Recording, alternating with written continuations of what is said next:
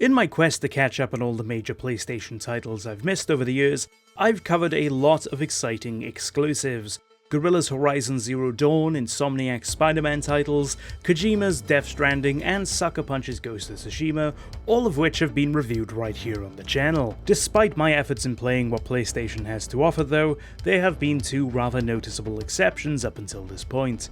Today, however, we're finally fixing one of those. Hey everyone, I'm Kane, and on occasion I play games, and today we're finally taking a look at PlayStation's golden child Naughty Dog as we begin our dive into the Uncharted franchise. With the new movie coming out, I thought now would be the best time to finally get these games out of my backlog and to cover them here on the channel.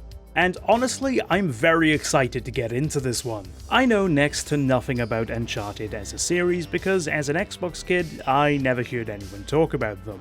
I know the protagonist is Nathan Drake, I know it's something about treasure hunting, and honestly, that's about it. I don't know the plot, I don't know nothing. For this franchise, I will be playing all of the titles via my PlayStation 5, and with the first 3 games, I will be covering them in their remastered forms via the Nathan Drake collection, which I have via PS Plus. Thank you, PS Plus. I've talked enough in this intro though, so remember to hit that like button and subscribe if you enjoy what you see today as we ask Uncharted Drake's fortune.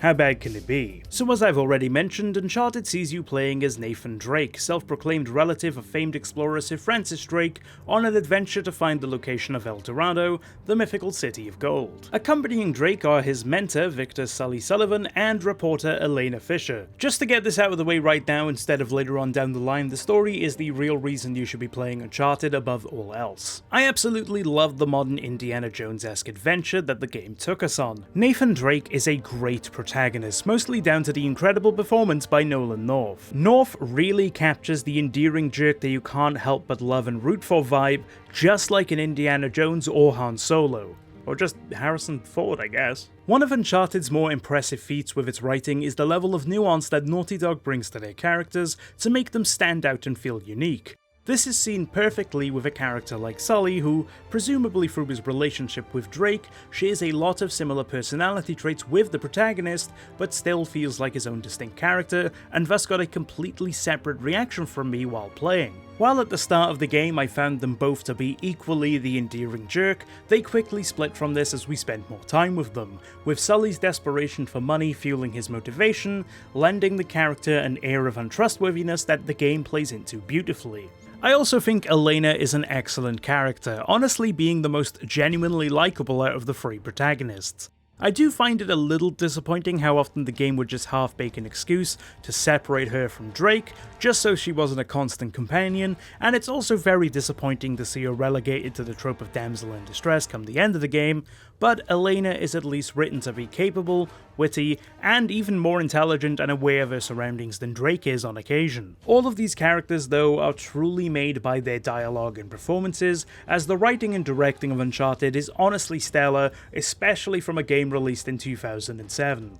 I genuinely think that the narrative more than holds up to today's titles, and we're currently in a narrative golden age for video games. It's not perfect. The villains are pretty generic overall, with one of them even being the British stereotype, which, come to think of it, is oddly fitting given the premise of the game, but overall the real reason you need to play Uncharted is its story. Even the in-combat filler dialogue is great in Uncharted, with Drake's reactions to things constantly making me laugh with how relatable they are. Speaking of the combat though, let's get into the gameplay, and let me tell you, oh no.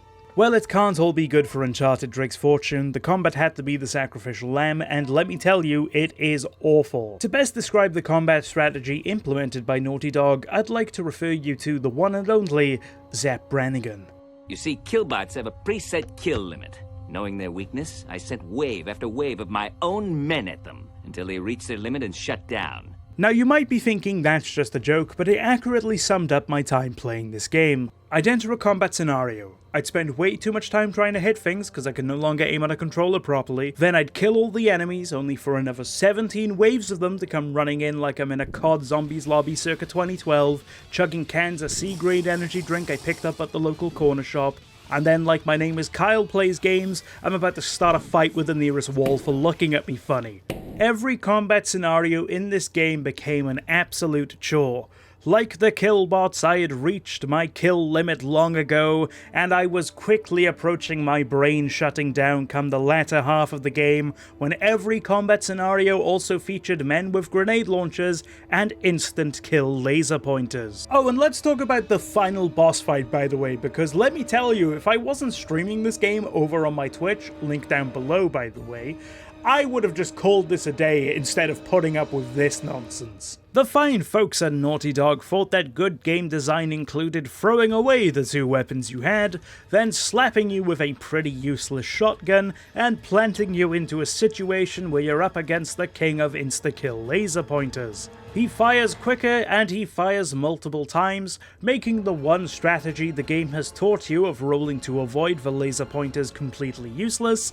You then have to fight this man at range with a shotgun, all while he's surrounded by goons with endgame weapons that can finish you off in 1 or 2 hits, and constantly breaking your cover needed to survive and not get laser pointed to death. And what kind of amazing climax does the game have in store for you after this grueling boss fight?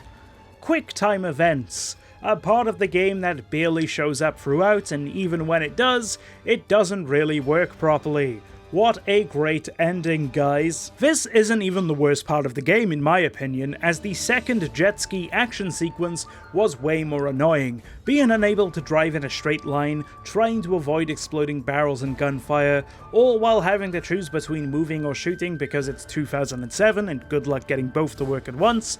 I hated this. I did something new for this review and actually looked at the general reception the game got on Wikipedia and saw that the only mention of the vehicle segments was that they were forgettable, and while I can't disagree for most of them, this one was anything but forgettable. I'm going to be getting war flashbacks whenever I'm on holiday next and I see some middle-aged white man on a jet ski trying to impress his wife who doesn't love him anymore. I'm going to be waking up in a cold sweat whenever one of my rich neighbors who can afford a garden mows their lawn at 6 in the morning because the noise reminds me of this segment. Not all the gameplay was bad though, as I want to say that the actual movement and climbing puzzles of Uncharted are some of the best that I've come across in any video game.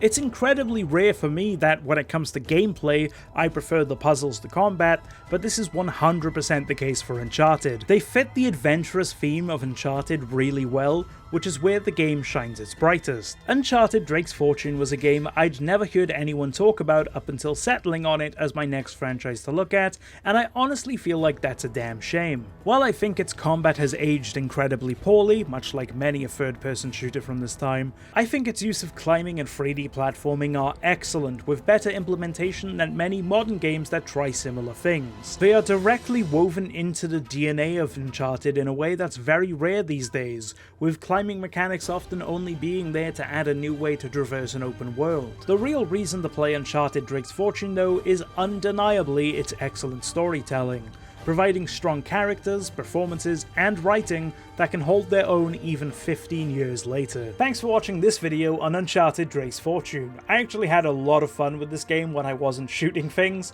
so I can't wait to get into the rest of the franchise over the coming weeks, and who knows, I might even go see the movie now. By the way, if you enjoy what I do here on the channel, I highly recommend you go over and check out my Twitch. Most of the games that I end up talking about here on YouTube, I play there first, I play them live with my chat. You get to see my opinions develop as I kind of really think of these scripts then and there, and I'm also interacting with chat the entire time and just talking nonsense, honestly. It's a lot of fun, and yeah, you get a sneak peek of what I'm working on more than likely. If you enjoyed this video though, remember to hit that like button, subscribe for future videos in this series, and if you want more content right now, why not click some of the ones that have appeared on screen. I've been Kane, and I'll see you all soon.